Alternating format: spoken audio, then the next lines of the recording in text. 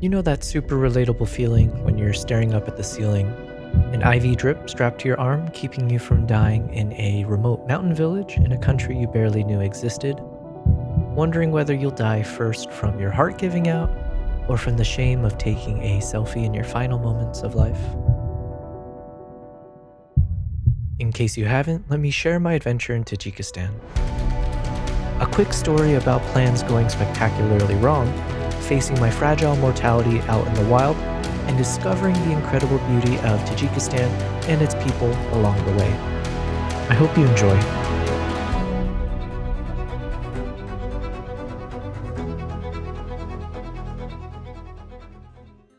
Alright, let's start from the beginning. Originally, my plan was pretty simple. Spend about 10 days exploring the remote mountains of Tajikistan, hoping to film some epic wildlife like Marco Polo sheep and snow leopards. After spending the previous month trekking through the jungles and rainforests of Uganda, chasing wildlife in snow-covered mountains seemed like the perfect next adventure. Now, if you're like me, at this point you might be thinking to yourself, Where is Gamora? Yeah, I'll do you one better. Who's Gamora? I'll do you one better. Why is Gamora? Tajikistan is a small landlocked country in Central Asia known for its towering mountain ranges and rugged beauty. I decided to go thanks to my buddy Farouk, who's originally from there. Then I worked with Pamir's Ecocultural Tourism Association, which I've linked in the description below. They helped arrange all the logistics and itinerary for the trip. So after saying goodbye to my cats, I set off for my adventure.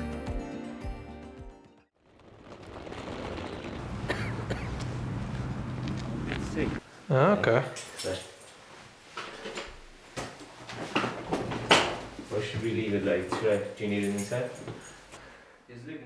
Landing in Dushanbe, Farouk graciously let me crash at his place overnight. Looking back, I can't help but laugh at just how blissfully unaware I was of what was in store for me. Hindsight can be pretty hilarious.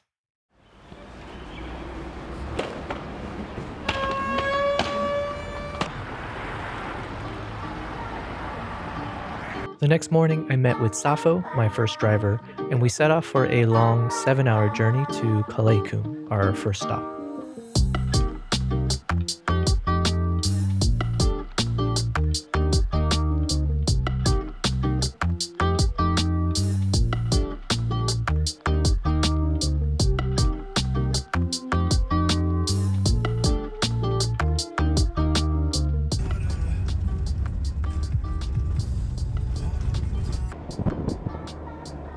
I'm now with my new driver here, Dima.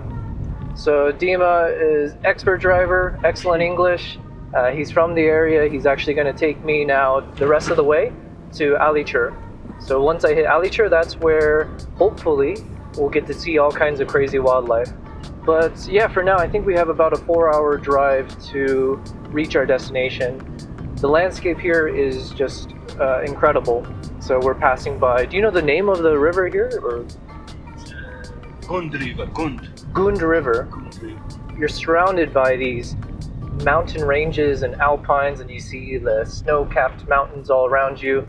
We've been sharing the border with Afghanistan for a while, so it is quite interesting to see the beautiful landscape just right across a border. I will do my best to not be asleep and miss the views and capture as much of it as possible for you guys.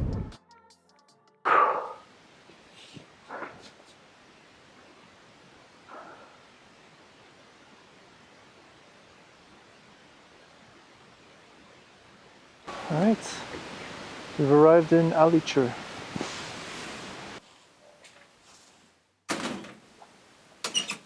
Do I take my shoes off? Should I take my shoes off? Hello.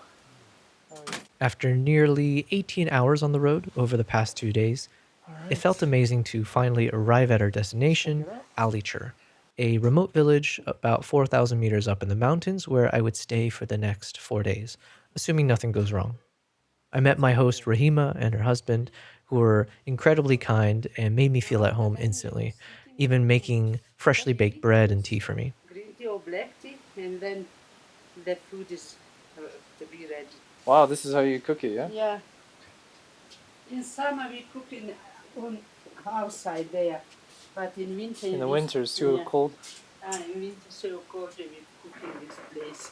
Ah, it's very nice. We can move kachu, me. Yeah, welcome to our village. Our village, Alichur. After dinner, I turned in for the night, pretty excited for the wildlife adventures ahead. But as you might have guessed, that's not exactly how things turned out.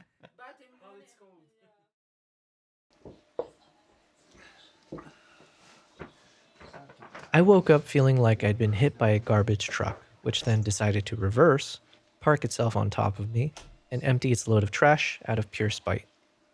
At one particularly low point, I needed to get up to use the bathroom, but just sitting up and attempting to slide on my winter boots felt like I'd sprinted a marathon. My heart was pounding so violently, I was pretty convinced it would burst right out of my chest. Every breath felt like a workout. Even lying perfectly still in bed with my eyes closed, it felt like my mind was swimming through alternate dimensions in all directions at once, in a constant state of vertigo. I honestly never felt anything like this before, and it only got worse. But this was day one in Alichur, and stubborn optimism convinced me to somehow get up and push through anyway. After all, there were some sheep to film.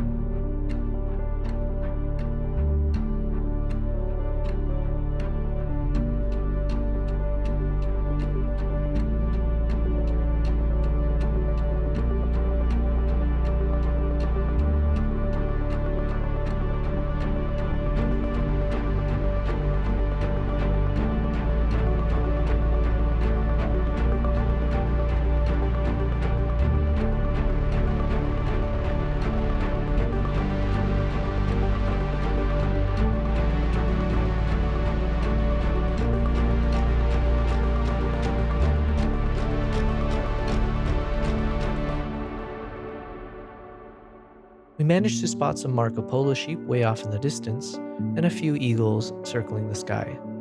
Normally, I would have been excited, ready to chase after them for better footage, but my body was deteriorating rapidly. While I never ended up getting a proper diagnosis, I'm pretty sure I got hit with altitude sickness, and in a case of really bad timing, I'm pretty sure I caught the flu from my buddy Farouk, who I'd seen a few days earlier. So I returned to bed hoping rest would help. Spoiler alert, it did not.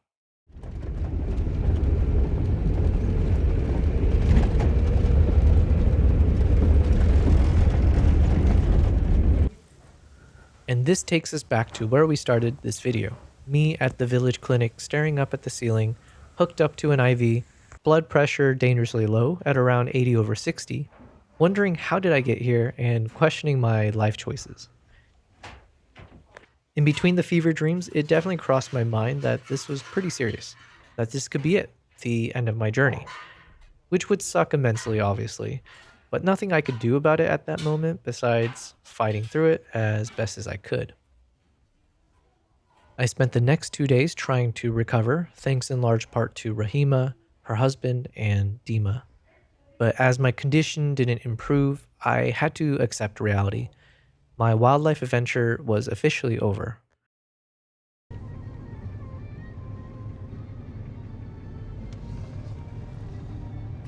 Dima and I began our descent back down the mountain, with a brief stop at the home of one of his relatives, whom I'm also forever grateful for their hospitality. Thank you very much.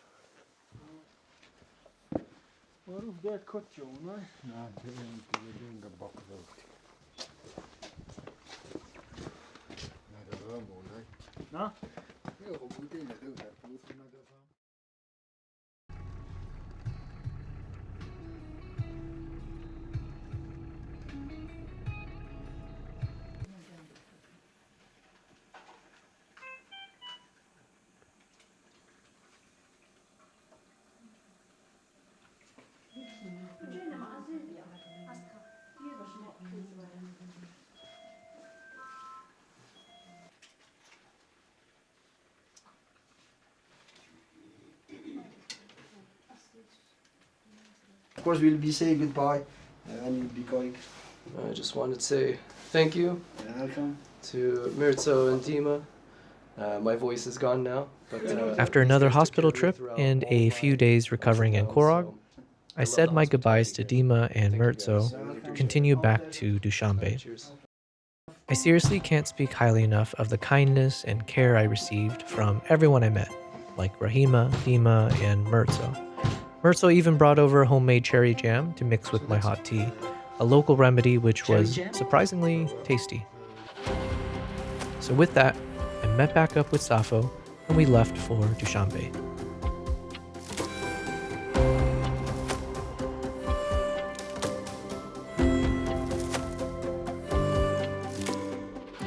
While the drive was mostly uneventful given my state, we did make one pit stop so I could film some adorable puppies by the roadside. It wasn't quite the animal footage I was looking for from this trip, but they're puppies, so I'm not complaining.